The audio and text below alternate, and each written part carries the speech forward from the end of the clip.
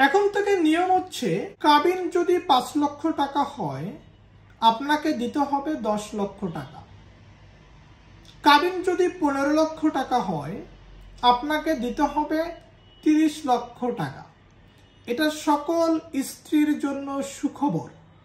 এটা আপনারা লিখে রাখুন যে এখন থেকে কাবিন নামায় যে দেনমোহরের পরিমাণ থাকবে তার দ্বিগুণ হচ্ছে আপনাকে পরিশোধ করতে হবে।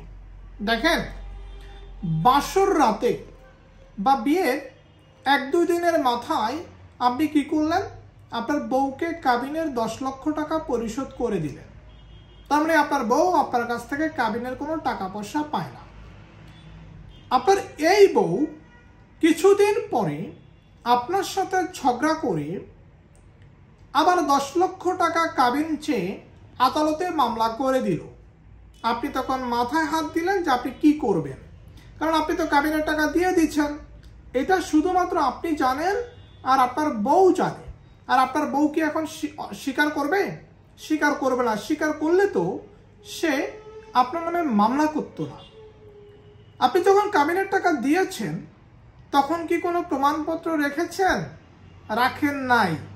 আপনার স্ত্রী যে আপনার কাছ থেকে কাবিনের ১০ লক্ষ টাকা গ্রহণ করেছেন, এটা কি সে কোনো লিখিতভাবে ডকুমেন্ট দিয়েছেন যে আমি গ্রহণ করিলাম?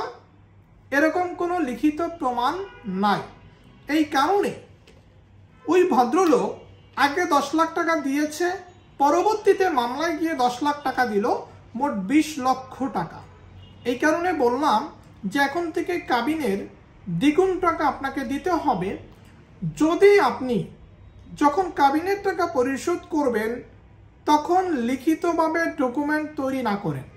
আপনি যে কাবিনের টাকা দিয়েছেন বা আপনার স্ত্রী যে কাবিনের টাকা নিচ্ছেন, এটার যদি লিখিত প্রমাণপত্র না থাকে তাহলে আপনাকে পরবর্তীতে মামলা করে টাকা পয়সা আবার নিতে পারে। এই ব্যাপারে সতর্ক থাকবেন। এরকম একটি ঘটনা আমার সম্মানিত মোয়াক্কেলের সাথে হয়েছে। তিনি কাবিনের ১৫ লক্ষ টাকা পরিশোধ করেছেন, তার বউ আবার ১৫ লক্ষ টাকা কাবিনের মামলা দিয়েছেন।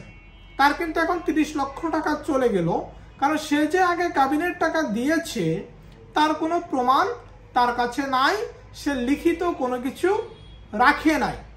এই কারণে বলবো যে স্ত্রীকে কাবিনের টাকা যখন দিবেন একজন আইনজীবীর সহযোগিতায় লিখিত ডকুমেন্ট তৈরি করে তারপরে কাবিনের টাকাটা দিবেন, তাহলে আপনি নিরাপদ থাকবেন। ভালো থাকুন। আর এই অজানা তথ্যটা মানুষকে জানাবেন, সচেতন করবেন।